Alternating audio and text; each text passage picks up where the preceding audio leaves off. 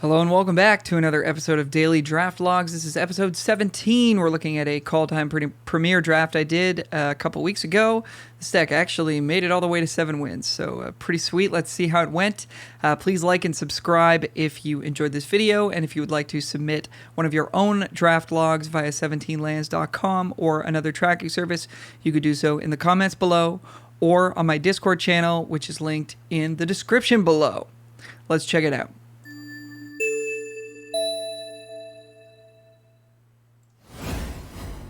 Pack one, pick one. Arena not saving logs. How many times am I going to have to say that? We took Cyclone Summoner. Pretty much a definitive bomb rare here. You're going to take this over, I think, every common and uncommon in the set. 7 mana, 7/7 when it comes into play. It bounces everything except giants, wizards, and lands. So if you can set yourself up with a few giants or wizards, then you'll have a big board advantage against your opponent. Sometimes they'll have a giant or a wizard, so it won't be quite as amazing, but usually this is an effect that people can't really play around, and when it comes down as a 7/7, it's pretty impressive. Against their one Craven Hulk or whatever that maybe they had in play. So this card gets you out of situations that no other card really can, and wins games by itself. So Cyclone Summoner is our first pick. Let's go to pick 2. So we've got a giant. We would like to be blue-red giants, I guess, if I had to choose an archetype. We don't want to force anything, but that's sort of where we're leaning here. Into kind of a weak-looking pack here. In terms of blue cards to follow it up, we've got Inga Rune Eyes. This card's been pretty good. Scry 3 does a lot for you in the late game and can make combat tricky for your opponent if they want to come in with multiple creatures, because if you can trade something of yours for something of theirs and maybe just chump with Inga, you're going to be drawing 3 cards, which is pretty sweet. Or if you get to trade her and another creature for 2 of theirs and draw 3, that's really, really good for you. So, this card is definitely better than it looks, I think, if you're like me and you didn't think it was very good at all. Is it a top tier uncommon? Probably not. Are we going to take it here? Maybe. Our Snow Duel is a green-white Snow Duel, which is not the best option if we're looking to be snow, just because white isn't really that great. I don't like forcing snow right off the bat by taking lands. If this was a green-blue land, a Rimewood Falls, I would take it here. If this was a Volatile Fjord, a red-blue, I would take it. If it was on color with our rare over the rest of this pack, but double off-color snow I don't think I'm going to take here. So I think it's between Inga and Tuskeri Firewalker. And that's pretty close. I think I would just land on Inga. Stay blue. We have a really, really good blue card. We want to be able to play it. So that's what I would take. And that's what we did take. Pick 3, we see another Inga. But I don't think we're going to be taking that over Demon Bolt. Like I said, blue-red would be one of the better archetypes to get into with the start we've had. So I think we take Demon Bolt here. And we do.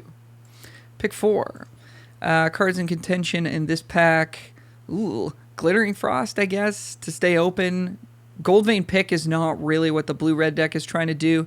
We don't have, we're not going to end up with very many small creatures and very many cheap creatures either. Goldvein Pick is the best when it's paired with cheap flyers in white, particularly the Battlefield Raptor, but Starnheim Courser does a reasonable job of enabling and carrying the pick itself. So I don't think we want to take Pick here. That being said, this pack is pretty bad. I think I would grab a Glittering Frost here with the intention of not forcing snow, but just like there's just no good blue or red cards, and this does open us up to a multicolor archetype if we start seeing more green, where we could still play all 3 of these first picks. Whereas if we take something like Goldvein Pick, then we're trying to move into white aggro. We might have to drop 2 good cards in these 2 blue cards. So I like taking a card like Frost that's going to allow us to play all 3 of our picks thus far, and that's what we did. Look at me agreeing with my former self. Pick 5. I think this is a pretty easy Rimewood Falls. We just grabbed Glittering Frost. Maybe we can move into Multicolor Snow. Pick 5 is a little bit late to be seeing what I would consider to be the top Snow Duel in the set. Not going to fall into the Vega trap this time, I don't think. Although, I mean, we don't have the worst blue start, but if we take Vega here, then we're looking to be a dedicated blue-white deck, and that means we're dropping these 2 picks, and Demon Bolt is quite good. We don't really want to drop that. So, and I suppose there's a world where we splash it, but I think that would be, even less likely than ending up in a good Vega deck would be ending up in a good Vega deck where we were able to splash Demon Bolt. So I think the pick here is Rimewood Falls. Oh no, we fell into the trap. I would take Rimewood Falls here for the reason I described. Don't think Vega's the pick. So let's hope we didn't get derailed by that. It is a signal that we might see some blue-white. It's just that blue-white is not that great of an archetype. But I have said before in these videos that when you see a post uncommon later in pack 1, you can kind of be sure that it's going to be open to you. Pick 5's a little bit early for that, but I could see maybe my mindset was there. But you know, if you see it pick 8, then that's a little bit different. But I've just come down on Vega and blue-white in general. So, all right, enough Vega talk. I think we just take Shimmerdrift Veil here. We're in 4 colors currently. We need fixing, and this would be an absolute slam dunk signal. If you want to talk about signals, that the Snowlands are available in this draft. We see a Ice Tunnel, which is among the premium ones. It's in blue and it's a non-white, so that's a good thing. And of course, Shimmerdrift Veil is just the best of them all because it fixes any color of mana. So yeah, let's take a Shimmerdrift Veil here, and we do. Pick 7. Snow Swamp. I'm not as excited about the untapped non-dual land Snowlands. You'll take those if you've got a lot of payoffs. We have 0 payoffs at the moment, but we do have reason to want to be in multicolor. So that's where those multicolor dual lands and snow shine, is that they're going to fit in a multicolor deck and a snow deck. Snow Cover Swamp only fits in a snow deck that's heavy black, which is much more specific of a deck in a context. So I think we're going to pass on it here. I like taking Horizon Seeker to go with our Glittering Frost and set us up to maybe splash, or maybe we just end up big green-blue and just, splash a Demon Bolt or whatever. Horizon Seeker is still going to help us do that, so let's take it. Ooh, don't like this pick. I think it's too early to be dedicating ourselves to red-blue. I think when you take a land like this, and this is one of the more powerful ones, but I think when you take a land like this, you're saying we're going to be straight red-blue, we're going to be dedicated red-blue. And I don't see that from our pool. I see potential for multicolor in Glittering Frost and Shimmerdrift Veil, and, we want to play Demon Bolt. I get that, if we just drop Glittering Frost and Vega, we can still play Shimmerdrift Veil and play blue-red, but I think we want to open ourselves up to some sweet possibilities here with Horizon Seeker. Try to wheel this land. It's the TLDR here, is try to wheel these uncommon lands, because they'll come around late.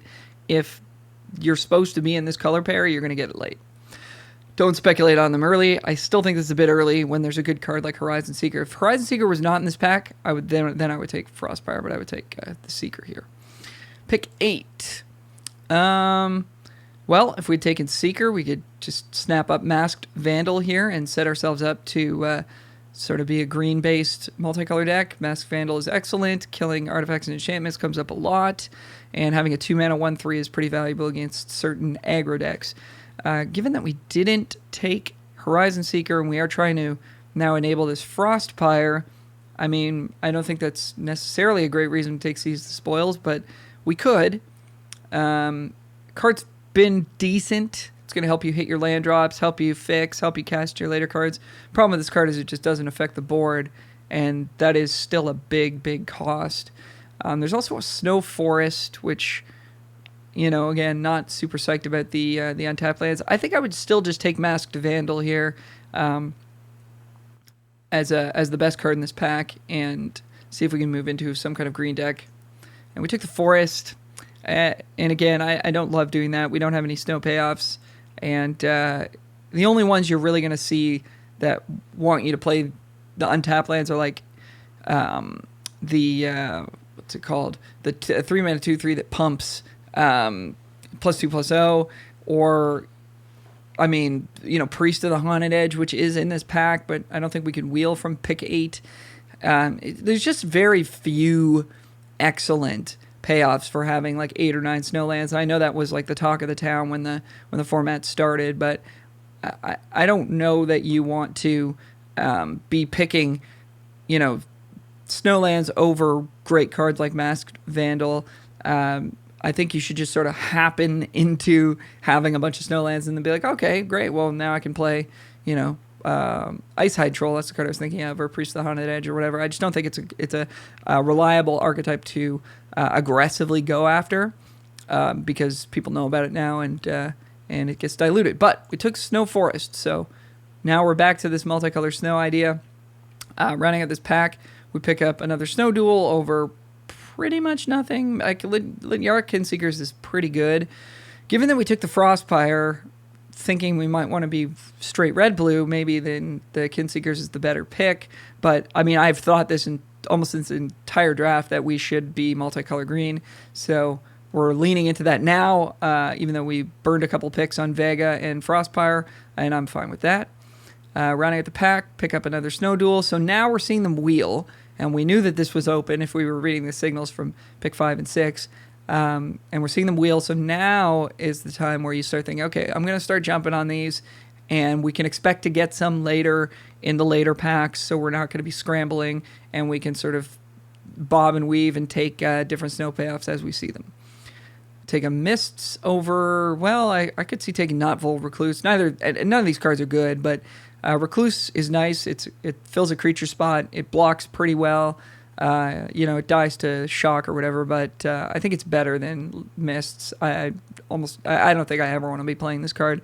So not a huge pick, but I think worth noting there. Port of Carful, totally fine. Yep. Pick up a Depart the Realm, sure. Firewalker, that's super late. And we could probably splash it if we end up with the right mana base. Card's pretty strong. And pick up a Roots. And on to pack 2. Oh boy. Opening up a Quakebringer. Man, our blue-red deck still looking pretty good. I think we could just grab this here. I'm not sure if I didn't read this card properly when I first looked at it or something, but it's really good. 5/4 body that just nugs them for 2 every turn, so you don't even need to get into combat with it if you don't want to. It foretells, which is great. Shuts off life gain, which does matter when it's nugging them for 2 every turn. They're just thinking, oh, if only I could just gain a few life. No, you can't. And then if it's in your graveyard and you've got any giant or changeling in play, it's still nugging them for 2. So this thing is just relentless, and it's a bomb rare, and I think we're supposed to take it here. And we took Narfi, and I don't like that pick, but I guess I was overlooking this Quakebringer. Narfi's pretty good. I've come down on it a little bit. At the moment we've got 5 snowlands, so we should be able to reanimate Narfi pretty reliably. I still don't think it's as powerful as Quakebringer on balance.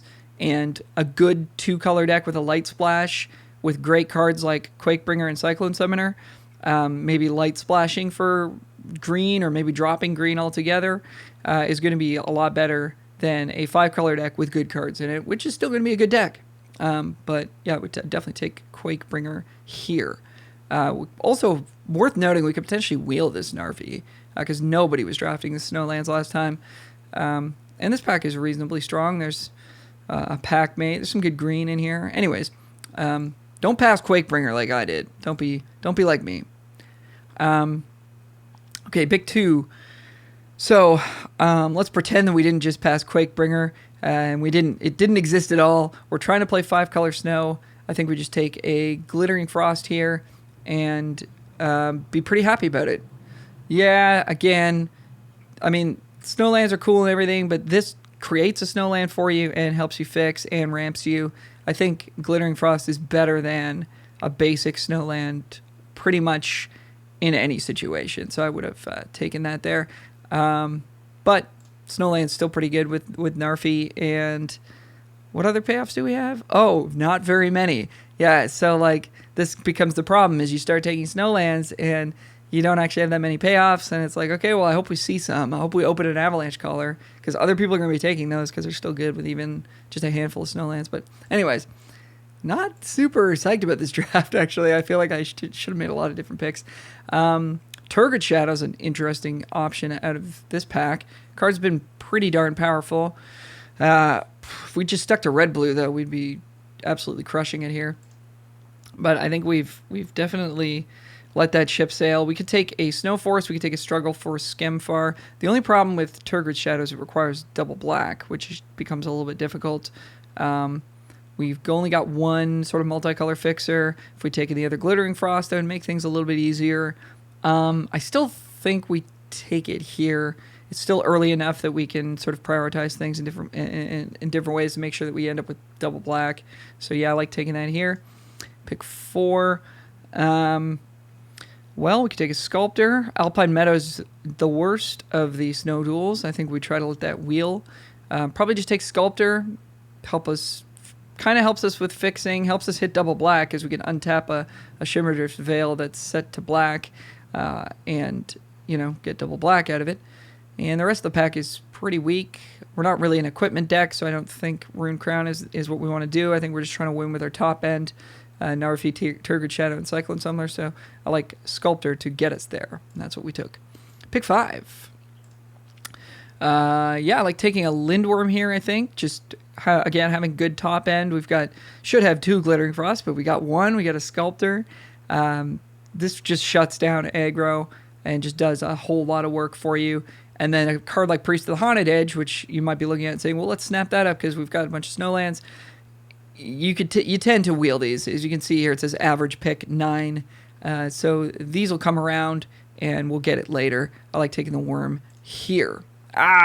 We took the Priest. Why? We could add a Worm. I like the Worm. I think even if you're the Priest deck, the Worm is still a better card. But I mean, we'll it's definitely going to make our deck, and we're going to utilize it. So that's fine. But I think we should take the Worm. Okay, Masked Vandal versus Elven Bow here. I like the Bow. It blocks flyers, which can be a weakness of a lot of decks, and it sticks around and buffs the other creatures. It just kind of does it all. I do love Masked Vandal, as I said, but I think Elven Bow is a good amount more powerful, and that's what we took. Pick 7. Get another shot at Glittering Frost. We also have Glacial Floodplain. So if we look at our deck composition here, we're sort of like a green-blue deck in the early turns, it looks like. I guess not really. We don't really want to play Depart that badly or Mists. So maybe we're starting to become more of a green-black deck early, splashing Inga, Narfi, Cyclone Summoner at the top end we should be able to get to eventually. So, I mean, all that being said, I think I still just like Glittering Frost. We're going to be base green to get our fixing. This is going to give it to us. I don't think we need to take Floodplain here. Let's see what we did. All right, we took the Frost. Love it. Love it. Here we could just grab, I guess, like Elderleaf Mentor, just to have put a couple bodies on the board and block. Dragon Recruiter can be okay as well to get us through the late game. So either one of these cards would be a fine pickup for us. And we took the Recruiter. Yep, makes sense to me. Rounding out this pack, we'll take an Outrider out of a pretty weak pack. We could look at Master Scald here as a potential splash. If we had a Saga, we don't. I like Outrider a lot. 5/5 is huge. Plus, we passed that Worm, so we do need some beef. So Outrider is what we took. This pick doesn't matter. I would take Broken Wings here. I think you can main deck this or Dragon Recruiter. Not interested in Mists. I think we were, imagining that we needed more early interaction. This card is just not that good, though. I think we'll get other things. I think, taking a Recruiter here or even a Broken Wings is pretty reasonable. Pick 12. Run Ashore. Yep, solid role player. Take a Snow Mountain. Absolutely. Maybe we'll open Spirit of the Elder Guard or Path to the World Tree, and we can search it up. Or Horizon Seeker that we should have taken pack 1. We could search it up, and that'll help us splash our Demon Bolt, which we would like to do. Pick 14, sure. Another Snowland. And you can definitely run 1 Snow Plains and feel good about it. Just don't spend high picks on it. Okay, here we go. We opened Path to the World Tree, but we also opened Morit of the Frost. These cards are both really good. If we look at Morit, it doesn't have a ton of great targets at the moment. Whereas if we'd taken that Worm, we'd be much more excited about it. Path is great. We're a little light on creatures. We could activate Path. We've got the mana base to do it, and it's going to help us get double black and things like that. So, it's kind of hard to go wrong with either of these cards. Looks like we're base blue-green, so Morit's going to perform really well for us.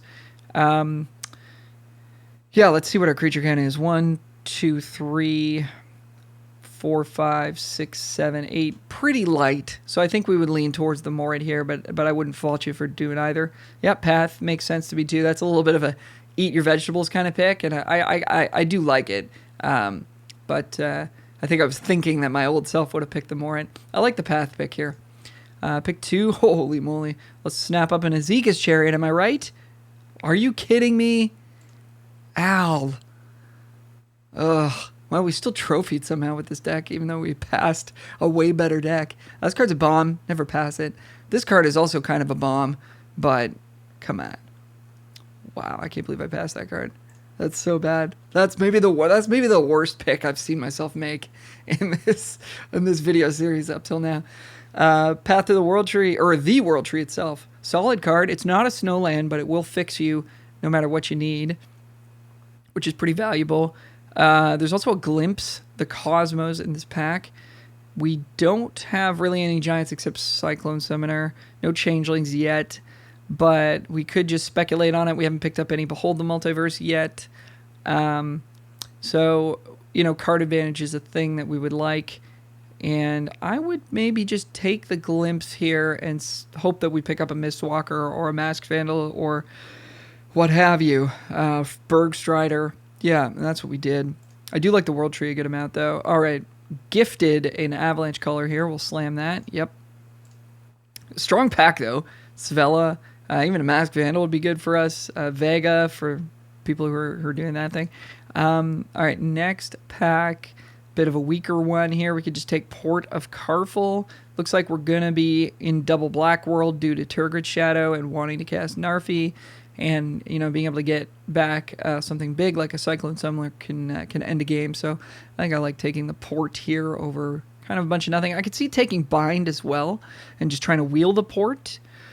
We are a little removal light. We're going to try to splash a Demon Bolt, and we do have Turgid Shadow, but these Mists are hopefully not making the deck. So maybe it's a Bind the Monster, but we don't have any life gain because we didn't take the Worm, so this could actually become a liability. So I think I would take the Port here. Definitely wouldn't take Depart the Realm over either of these cards, so I'm not sure what I was thinking there. Here I like Elderfang Disciple. It's just a 2-drop that's going to kind of mess with your opponent's game plan, maybe block something. Yep, like that. And here we'll take Lityara Kinseekers. Pretty solid pickup for our Glimpse the Cosmos that cares about giants, of which this is 1 as a shapeshifter. And it blocks, and it fills our 4-drop, which we actually are light on. Can we play Furia? Maybe. We could also just grab a Pilfering Hawk, have an early play that can sort of provide a little value to us in the late game. We've got 3 good 5-drops already. I think we just take the Hawk here. That's what we did. And rounding out this draft, Wheel a Morit. That's a gift. Love it. Dogged Pursuit. I mean, I don't think we're playing any of these. I don't think we're playing Second Hawk, but I think Second Hawk is better than unplayable Dogged Pursuit. Disdainful Stroke is another nice late pickup for us. That's definitely making our deck, and a Masked Vandal. So getting hooked up at the end here. And round ourselves out into a nice looking 5-color snow deck that went 7-2. Could have been more powerful if we had taken the Azeka's Chariot and the Quakebringer that just got handed to us. But they would have fit totally fine in this deck, I think. And we could have drafted some more Glittering Frosts and sort of made the mana work a little bit better. But this is what we did. A couple of yikeses here, like double Depart the Realm's not very good in a deck that's trying to be controlling. Double Mists is not great either, but I get that we need the removal. I'd like to see Elderfang Disciple get in here, just to have a way to sort of impact the board early and cause them to discard. I think that's totally good. I would like to see Turgid Shadow in this deck. I don't think the mana is awkward enough that you don't want to play it. We're pretty creature light, so we should be able to maximize it. Also, we have things that like come back from the dead, like Narfi, and we could use Dragger Recruiter to get stuff back. So I'd like to see Turgid Shadow, Dragger Recruiter in the deck, Elderfang Disciple in the deck, maybe cutting like these 2 Departs and maybe a Mists. I think that would have upped the power level even further. So a lot of room for improvement despite the good result. And the results aren't everything. I mean, you're just trying to make the best decisions you can and the best deck you can. And I think we could have done a little bit better with this one, but still a solid result. So there you have it. Thank you so much for watching. As always, if you like this video, click like and subscribe. If you'd like to submit a draft log of yours for me to review, you can do so in the comments below or in my Discord channel, which is linked in the description below. You can find me on Twitch, twitch.tv/alromusic for more limited content. And thank you so much for watching. We'll see you on the next one. Bye for now.